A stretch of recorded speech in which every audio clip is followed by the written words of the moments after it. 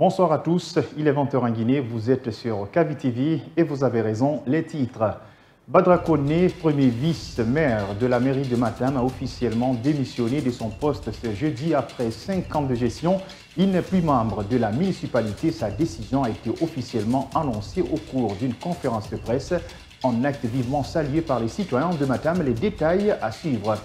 Dans l'actualité, l'ex-président de l'Assemblée nationale, Amadou Damaro Camara, obtient à nouveau une mise en liberté sous caution à la CRIEF. Son délibéré a été rendu ce jeudi dans l'affaire qui l'oppose à l'État guinéen représenté par l'agent judiciaire.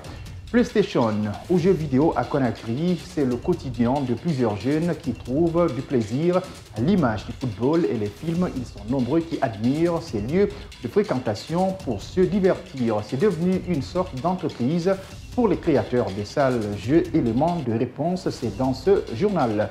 C'est tout pour les titres. Les détails, c'est dans un instant. Bonsoir à tous et bienvenue sur Kavi TV. Après 5 années de gestion de la mairie de Matam, Badra Koné, premier vice-maire de la dite commune, a finalement signé sa lettre de départ ce jeudi au cours d'un point de presse. Il a annoncé le fond de sa gestion installé depuis 16 novembre 2018. Ils sont au total 37 conseillers nationaux dont le mandat est arrivé à terme. Seul lui qui a préféré pour l'heure démissionner, Mamaïsata Tawel Camara. Le mandat des 37 conseillers communaux de la mairie de Matam a pris fin ce 16 novembre 2023. Ce jeudi, Badra Koné, jusque-là premier vice-maire de Matam, a signé officiellement sa lettre de départ remise au secrétaire général de la dite commune. Après 5 ans de gestion, il n'est plus membre de la municipalité. Aujourd'hui, nous atteignons un moment crucial, les 5 années de notre mandat. De novembre 2018 à novembre 2023, tirent à leur fin. C'est un moment propice à la réflexion, à la prise de conscience de responsabilité qui incombe à tout élu local. Nous devons questionner notre légitimité à représenter les citoyens de cette circonscription. Entouré de plusieurs travailleurs et citoyens de Matam, l'acte de Badra Koné a été vivement salué. Ibrahima Diallo, activiste, qualifie cette action d'historique. Rassurez-vous que cet acte va être jurisprudence dans le milieu de l'exercice des mandats électifs en Guinée. C'est une leçon qu'il vient de donner à la nouvelle génération, un exemple surtout pour que les gens puissent accepter à un moment donné, quand on vous confie un poste électif et que vous n'œuvrez pas pour le renouvellement, n'est-ce pas, de ce mandat électif. À terme, il faut prendre la responsabilité pour rendre le tablier. Badra Koné est donc le seul jusque-là à démissionner parmi tous les conseillers communaux de Guinée dont les mandats ont déjà expiré. Lors des prochaines élections, il compte renouveler ses engagements. Badra Koné va donc se représenter pour briguer la fonction de maire à Matam. Amadou Damaro Camara obtient une nouvelle fois d'une mise en liberté sous caution à la Cour de répression des infractions économiques et financières CRIEF. Ce jeudi, la Chambre des appels de la juridiction a rendu son délibéré dans cette affaire qui oppose l'ex-président de l'Assemblée nationale, l'État guinéen, représenté par l'agent judiciaire au moment de soulagement pour les avocats du prévenu à la barre en Soubaïlo Baldé. Dans sa décision, le président de la Chambre des appels de la Cour de répression des infractions économiques et financières a ordonné la mise en liberté de Amadou Damaro Camara assorti d'un montant de cautionnement. Cet arrêt vient infirmer de façon partielle l'ordonnance numéro 035 rendue par la Chambre de jugement de la CRIEF en date du 9 octobre 2023. Statuant à nouveau, ordonne la mise en liberté de Amadou Damaro Camara, assorti du paiement d'1 milliard de francs guinéens à titre de cautionnement.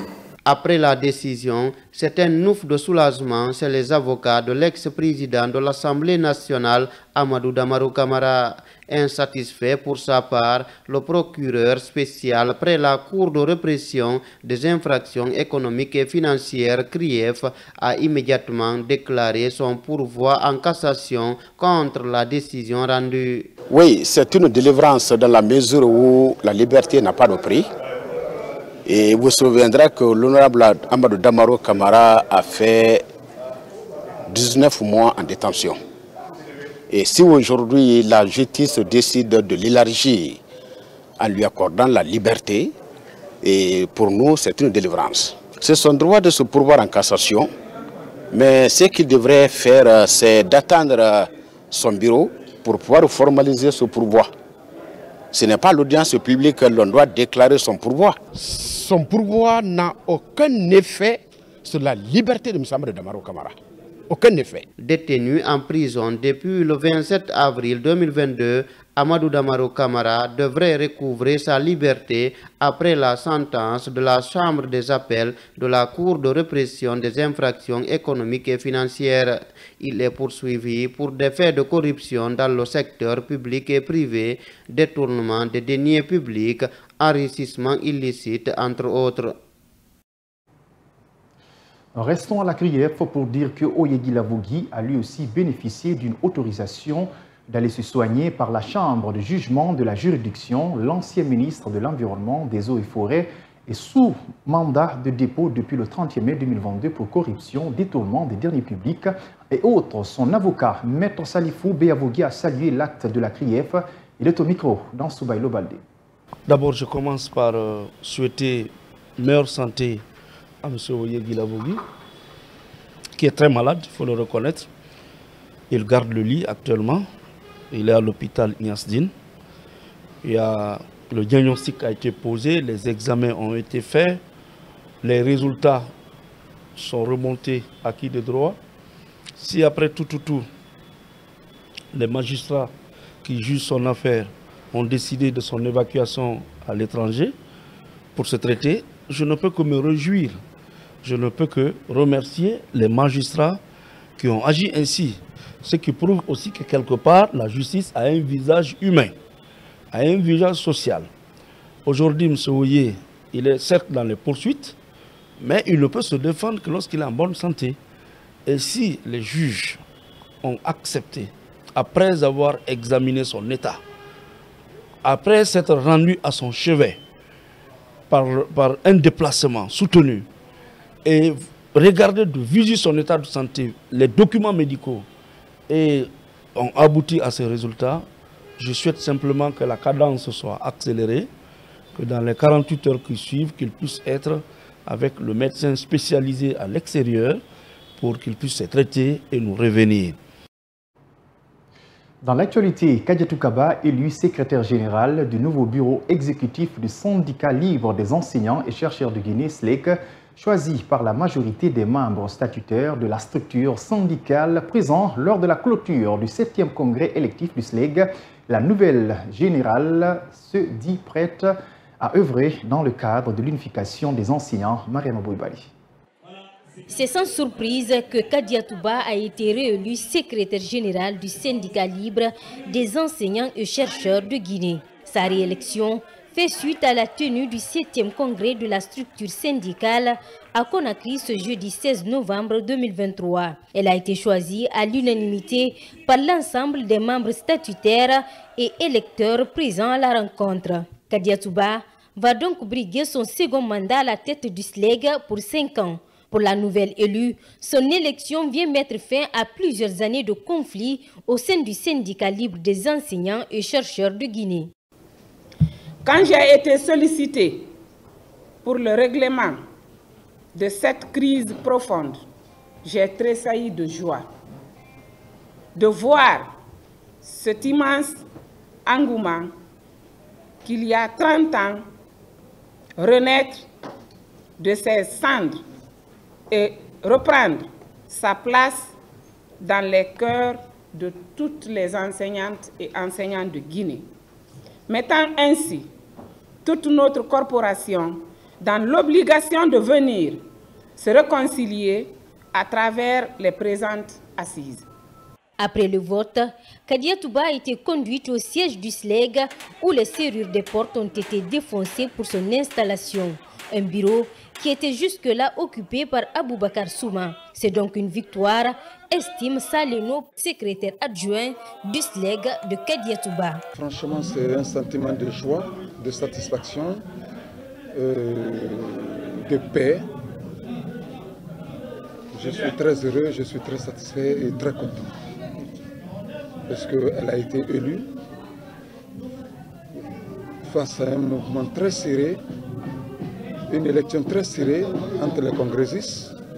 Et si elle a eu la chance aujourd'hui de représenter cette grande institution durant les 5 années qui suivent, franchement, je ne pourrais que la souhaiter bonne chance. Et ce nouveau chapitre pour enterrer la hache de guerre entre les deux secrétaires généraux du syndicat libre des enseignants et chercheurs de Guinée. En tout cas, Aboubacar Souma n'a pas encore dit son dernier mot. Pendant ce temps, Aboubacar Souma est en réunion avec les enseignants acquis à sa cause. Pour sa part, Souma annonce lui aussi son congrès qui aura lieu au mois de décembre prochain. Il a mis en garde ceux qui menacent de s'attaquer à son siège. Amara Bangoura nous fait le point. L'Assemblée générale s'est tenue 24 heures après la signature du protocole d'accord entre la classe ouvrière et le gouvernement. Le numéro 1 du syndicat libre des enseignants et chercheurs de Guinée l'a jugée importante pour éviter, selon ses propres termes, la désinformation. De mutualiser le transport public. Les cars qui circulent dans les départements-là, désormais, vont être mutualisés, c'est-à-dire qu'ils ne seront plus au service d'un département donné. Tous les fonctionnaires vont l'utiliser. Et le gouvernement a commandé 50 bus pour venir compléter ce parc-là. La rencontre se tient au moment où l'autre faction du SLEG, dirigée par Kadia Touba, tient aussi son congrès au Palais du Peuple, alors qu'un protocole d'entente a été signé pour unifier les deux SLEG par l'entremise du gouvernement guinéen. Aboubacar Souma, le secrétaire général sortant, a-t-il été invité à prendre part? Celui qui était persona non grata sous le régime Alpha Condé relève plutôt des incohérences. Nos textes disent que c'est le bureau exécutif sortant qui doit convoquer le congrès après avoir renouvelé les structures à la base. C'est ça le statut.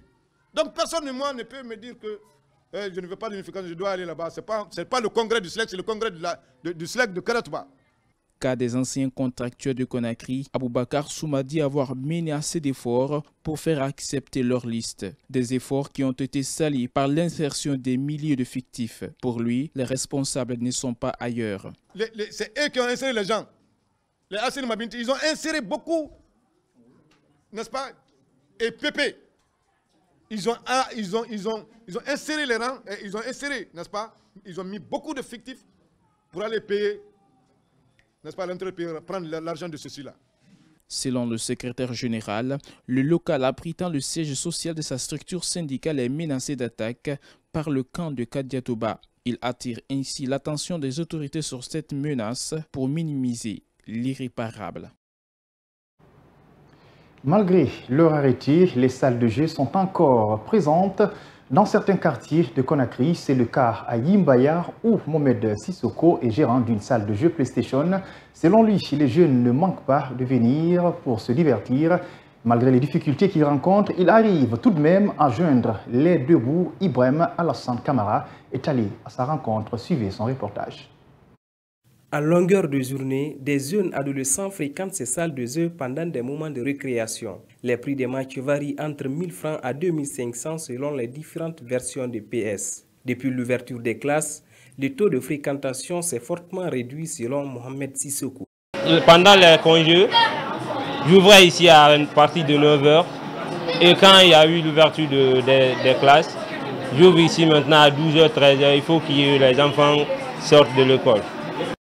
Chacun choisit son club de choix pour confronter les équipes. À travers ces manettes, les protagonistes commandent tout ce qui est sur le terrain. Kondombia est un footballeur. Après le terrain, il vient se divertir dans cette salle de jeux vidéo.